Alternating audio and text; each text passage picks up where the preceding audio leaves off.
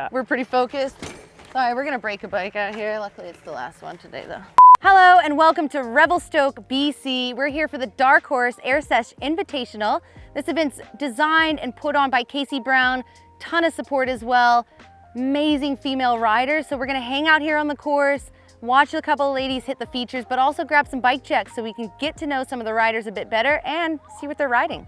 This lady, this bike, needs no introduction, but let's just go ahead and do it. Casey Brown, this is your event. Congrats! Thank you. I'm so stoked to be here and to be like hosting all these women, showing them my hometown. And we built these jumps special for the event, and to have jumps like this here is pretty incredible. I'm feeling pretty vibed. Casey, take us through this bike. It's been at a couple competitions for you and it's here in your hometown. So what are you rocking? So this is my Session Park. The special thing about the Session Park is it has a shorter rear end and it's alloy. So you take a regular Session, you take off the seat stay and chain stay, and you put a shorter one on, and it makes it just way more playful and way more fun. It's not a race bike. Like, I definitely wouldn't recommend taking this particular bike to a race. I do have my high pivot as well, which is the one I use for the races. So yeah, this is my play bike.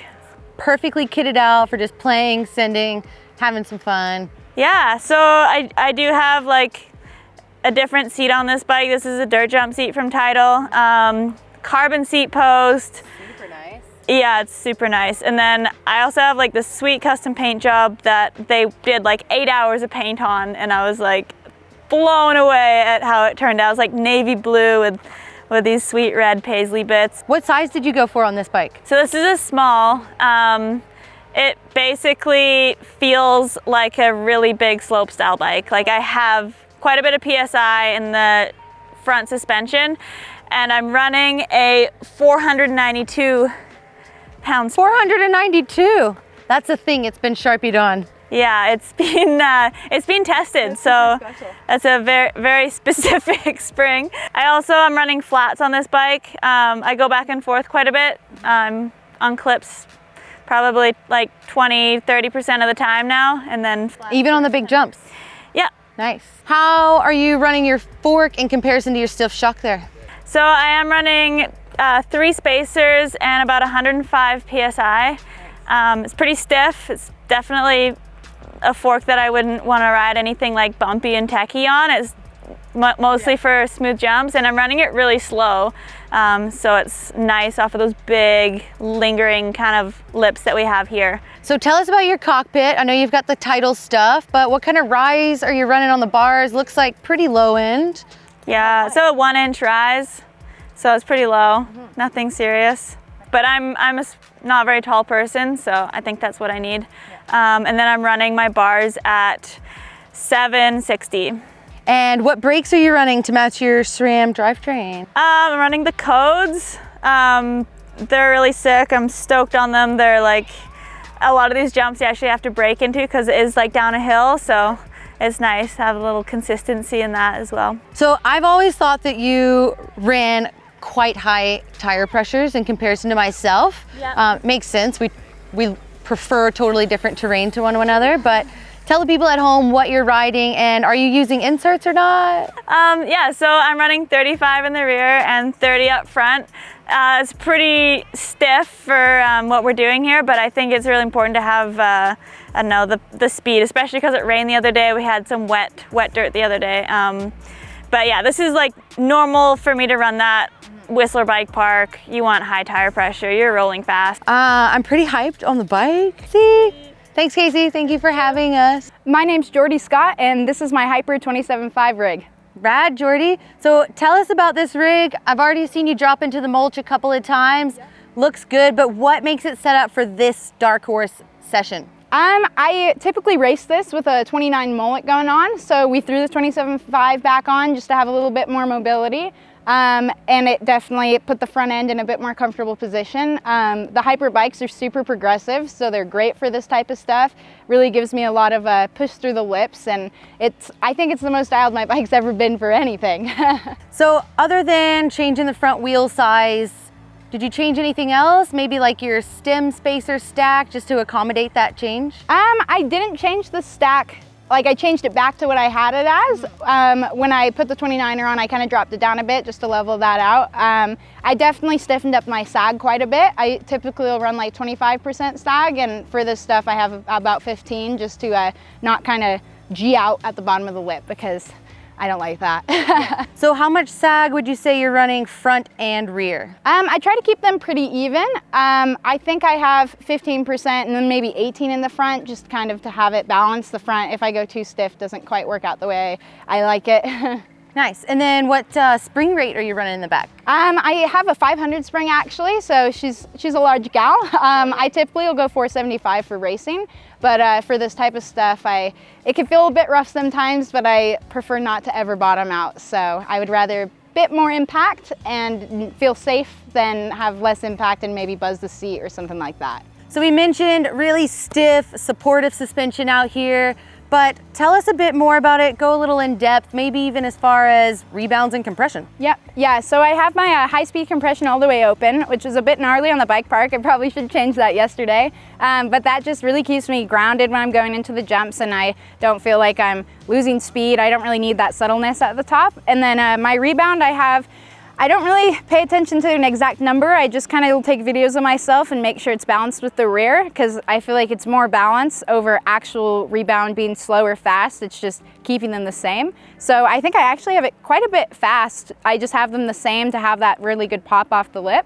Jordy, do you want to just run us through your drivetrain selection and what kind of brakes you're running? Yep, I have the full Saint group on this bike. So I have Saint brakes, full Saint drivetrain. I really like the feel of the Saint brakes. All their groups kind of have a different feel. I run the XTRs on other bikes, and for downhill, these just really are secure for me and give me the confidence I need to know I could stop if I need to. And she's shifting great. Don't really need much gears on these trails, but I know I could confidently start in around 4th from the top, and it'll get me over the whole course. Next up joining us, we've got Georgia here. She's a pretty well-rounded rider. She does a bit of everything, but what bike are you rocking these days? This is my Devinci Spartan HP, and it's set up in Freeride and Destroy mode. So we've got a mulleted setup, 40 on the front, 27.5 on the back, Freeride saddle with a little extra just in case. Never know when you're gonna need it.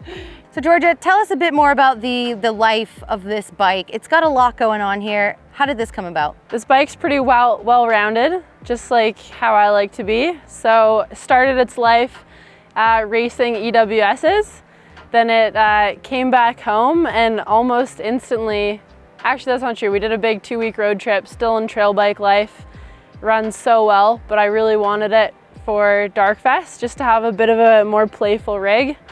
I love my Wilson, but yeah, this thing is insane so far. I haven't really ridden a ton of mullets, but I'm into it. And what kind of led you to that decision to beef up the fork? I definitely wanted to have a 40 on for these jumps. I wasn't gonna run it full trail bike mode. Just for a little more forgiveness or support or stiffness? Stiffness, all of the above, honestly. Yeah, it has a reinforced head tube as well. Like most trail bikes these days are pretty capable, and I really like experimenting and trying out different options. And so far this one, it's been working really well. Are you going downhill tires front and rear? Yeah, DH casing front and rear.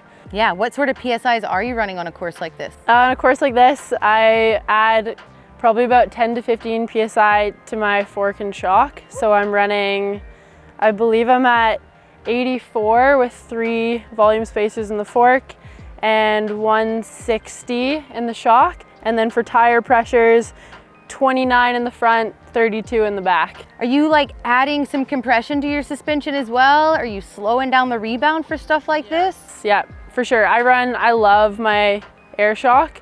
And I love that it's really just easy for me to feel the changes, so I always slow it down a bit. Joining us right here, right now, we've got HB. I'm Hannah Bergemann, and this is my Transition TR11.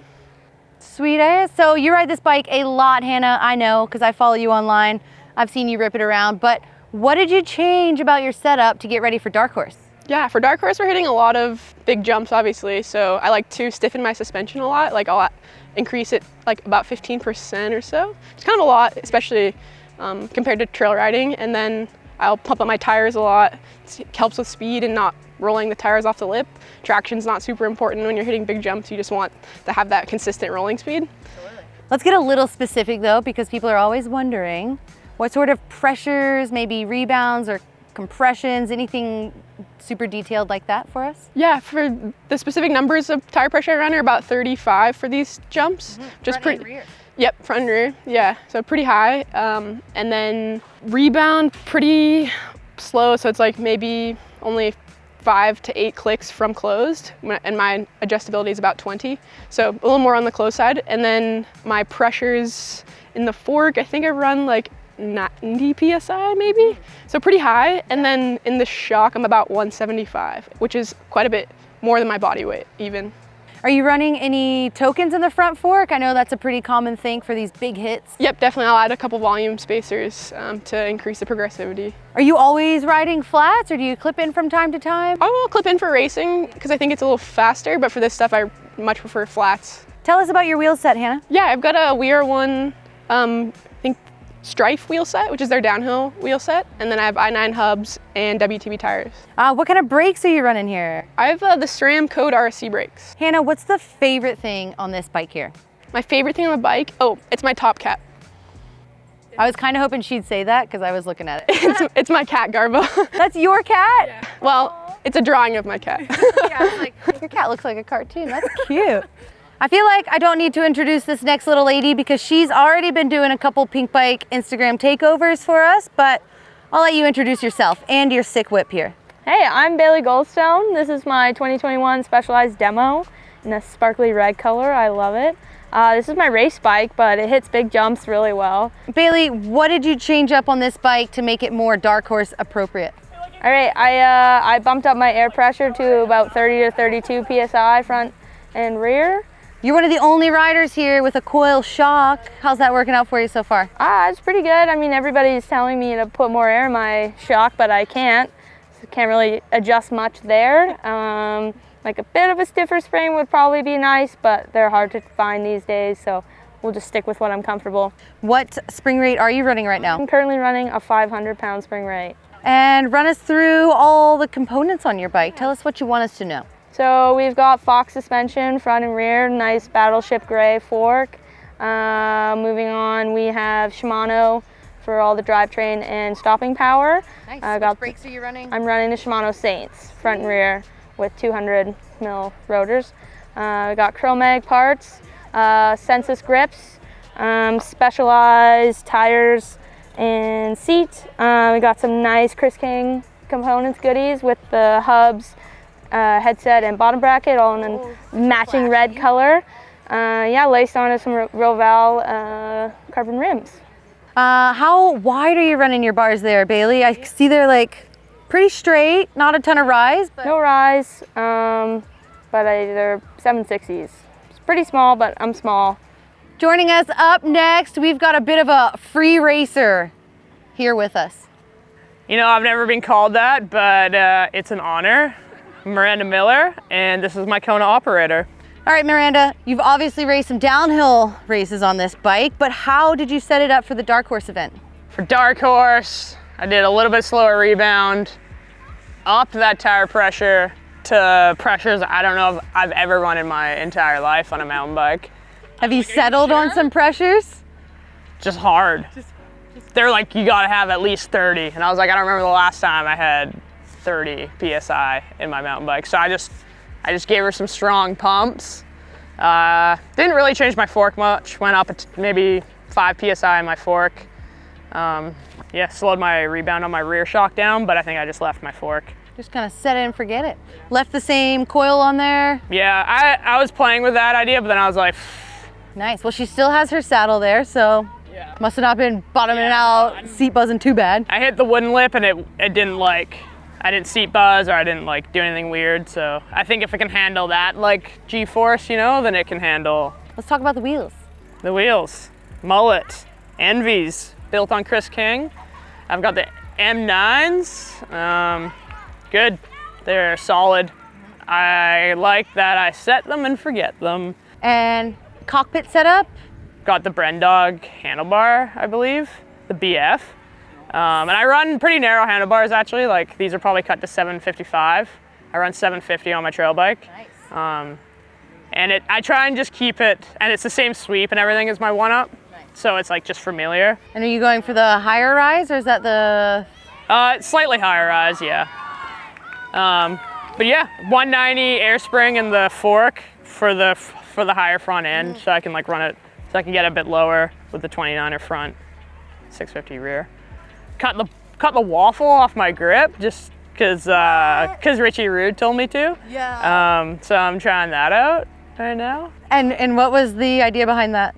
Well, I like a thinner grip, but you still want a little bit of padding, and the waffle does. I usually cut the thumb piece off the waffle because it like makes the grip feel fatter, but then this makes the grip feel even a little bit thinner, but you still have that little bit of like cushion on your palm. What sort of gear ratio are you running? I bet there's a big heavy gear on there. There's a 36 tooth in the front and then your 7-speed cassette in the back. I'm clipping in because I know no other way. HTX2s. I don't know how to ride flats yet. We'll get there maybe. Maybe one day, Miranda, we'll get there. Thank you so much for watching. I hope you enjoyed getting to know a couple of the ladies here at the Dark Horse event, and that was only about half of the field. So stay tuned, make sure to subscribe to the channel because we've got a ton more videos coming your way.